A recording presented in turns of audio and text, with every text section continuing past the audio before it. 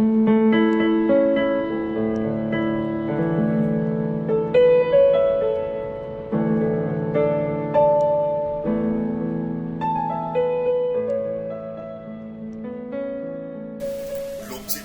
principal, c'est de réveiller la conscience de mon peuple de Bukavu et même d'ailleurs sur la réalité des hôtels et les dégâts causés par les hôtels. Les hommes n'arrivent pas à se rendre compte que les hôtels causent des dégâts dans la famille, même sur le plan national, même dans la province.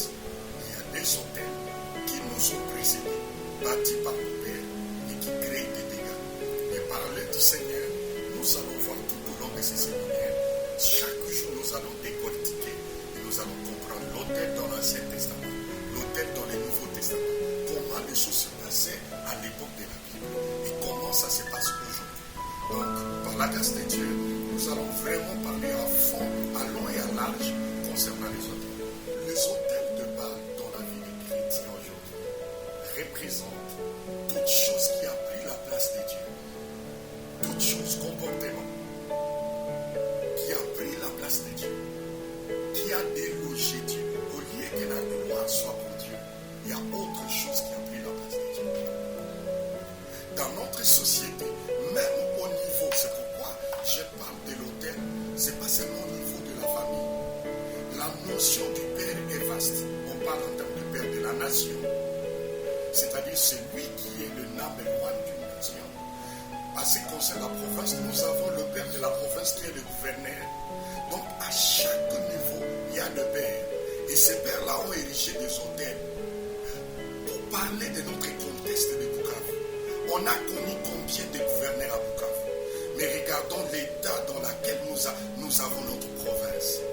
Si ce père-là, on y a légué un héritage, ils ont bâti l'hôtel qui donnait gloire à Dieu. Je pense que même sur le plan économique, sur le plan développement, on n'allait pas vivre la situation que nous voyons aujourd'hui. Donc on va parler aussi sur la notion du père qui est vaste et l'héritage que chaque père est appelé à léguer. Sur le plan physique, matériel, mais aussi et surtout sur le plan spirituel. Vous savez, notre passage de base dans le livre de Josué, chapitre 6, là où on voit Dieu donner l'ordre à Gédéon. Il dit, Gédéon va renverser l'autel de Baal qui a tombé. Pourquoi? Parce que le malheur provenait de l'autel de Baal. Le père de Gédéon a cessé de servir l'Éternel. Il a commencé à servir les dieux des Cananéens, des Amoréens, et il a bâti tout un autel qui symbolisait, parce que l'autel, c'est un endroit de sacrifice, c'est un lieu de communion, c'est un carrefour de rencontre entre Dieu et ses créatures, tout comme aussi entre les hommes et le monde des ténèbres. Ça passe aussi par les hôtels. Raison pour laquelle il est important que les enfants de Dieu connaissent la réalité des hôtels. Mon frère, si vous avez connu un père occultiste, entre guillemets, vous allez vous rendre compte que même dans la vie des enfants, il y a des traces de l'occultisme qui continuent à ravager. Il faut commencer par renverser l'autel de son père pour bâtir un autel à l'Éternel. Parce que le monde spirituel n'aime pas le vide. Il faut commencer par renverser l'autel de Baal. Une fois l'autel de Baal renversé, c'est alors que nous allons bâtir l'autel de l'Éternel. L'autel de Baal, c'est vaste. C'est pourquoi j'ai dit que je vais parler de l'autel dans l'Ancien Testament, je vais parler de l'autel dans le Nouveau Testament, et on va parler ici comment briser l'autel, comment bâtir l'autel. C'est vraiment vaste. Mais une chose que nous devons retenir concernant ta question, il est important que nous devons comprendre une chose, que c'est chaque hôtel, comme tu as parlé des liens et tout, c'est chaque hôtel, c'est comme un carrefour des esprits. Et vous allez vous rendre compte que dans une famille, tel était polygame, et quelque temps après, tel autre polygame, tel a divorcé, tel autre a divorcé, tel autre a divorcé. Et ça se suit génération après génération.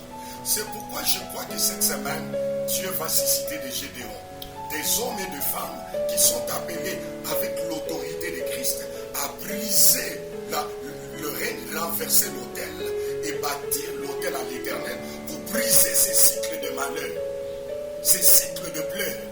Vous allez voir, il y a certaines familles où ils savent que chaque année, à tel mois, nous devons enterrer.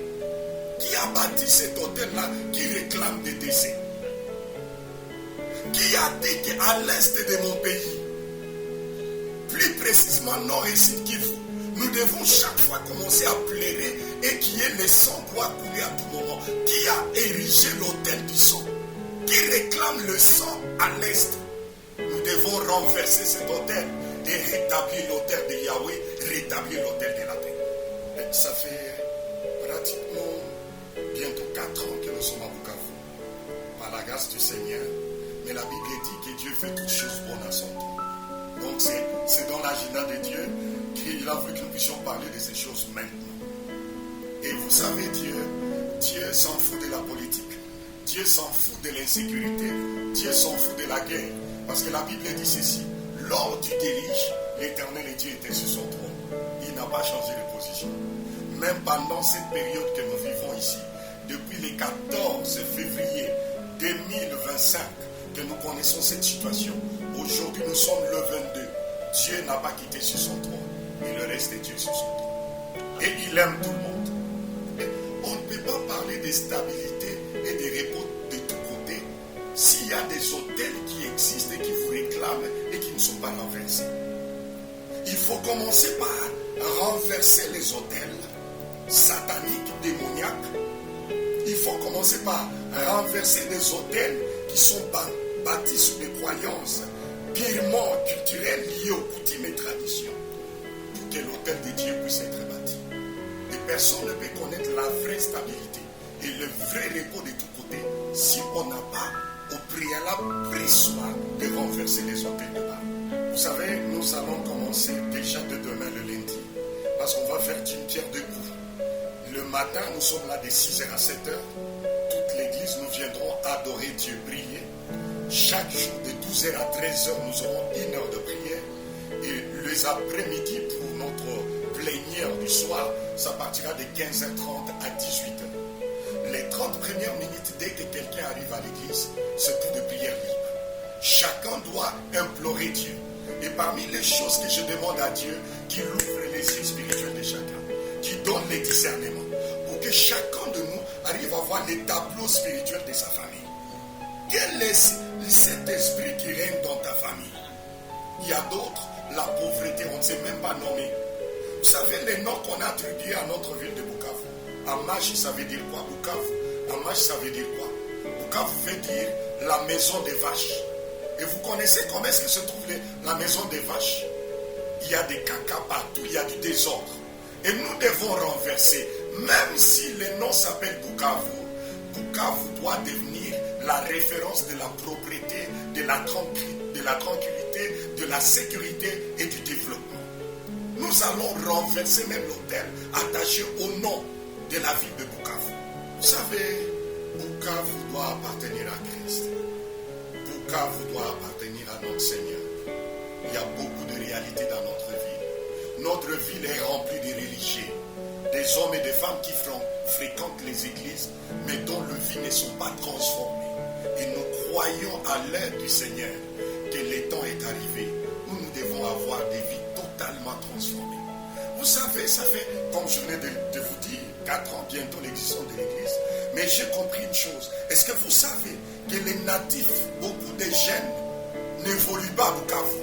La majorité des jeunes Bukaviens, ils vont aller évoluer à Goma, tu vas les trouver à Kigali au Rwanda, tu vas les trouver au Burundi, à Bujumbura. Pourquoi? Parce que c'est difficile qu'un jeune puisse émerger à Bukavu. Qui a placé cet hôtel? Je demande à toute la population de Bukavu. C'est une convocation solennelle venant de l'Éternel. Venons, prions ensemble et renversons l'hôtel de Baal. Je crois que Dieu sera au rendez-vous. Que Dieu vous bénisse. Bienvenue à tous. Caribou, comme on l'a dit chez moi ici à Bukavu.